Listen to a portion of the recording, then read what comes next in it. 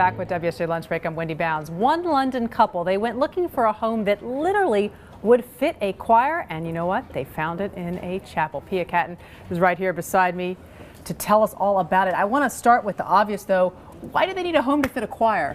Well, John Elliott Gardner is the founder of the Monteverdi Choir, and it has almost 40 people in it. It can range up to 50, but really what they needed was a home that could rehearse small groups. So they have a farm in Dorset. John Elliott and his wife Isabella have a farm in Dorset, and they need to be in London quite a bit rehearsing. So they said, let's get a place where we can have small groups of people come and rehearse. Musicians, there's a piano in the home, they can put a harpsichord, an organ.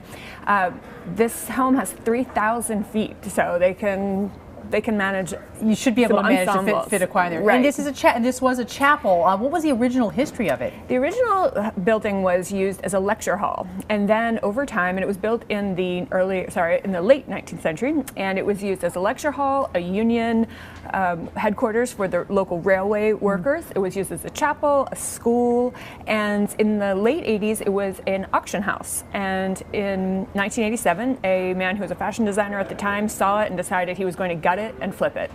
And what did they have? I mean, here I thought it was hard just looking for a home that would have a place where I could fence in my dog in the backyard. They had to fit a choir. What are some of the major overhauls to the design that they had to do to make it work for a living space, Pia?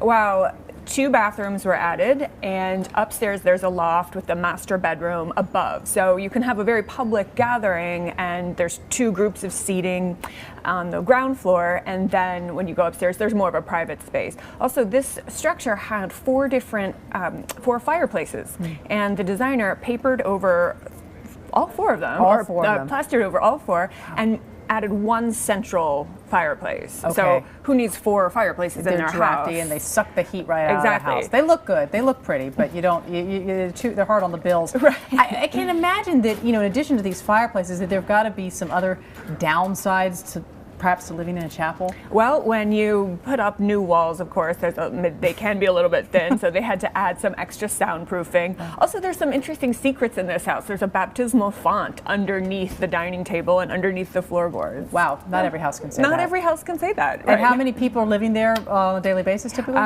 3, but often 1, and because the conductor and his wife also have a farm, and they're also traveling.